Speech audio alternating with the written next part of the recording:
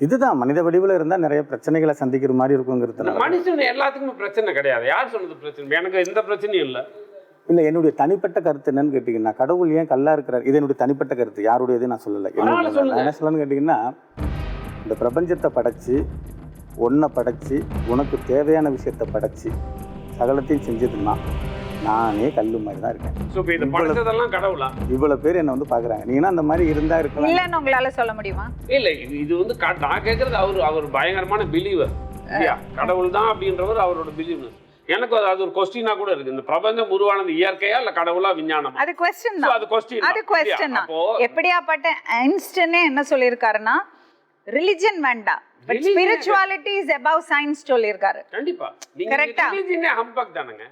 We don't want religion, but we need spirituality to be living in this world. அது இல்லைன்னா, அந்த நம்பிக்கை இல்லைன்னா நம்மளால வாழ முடியாது.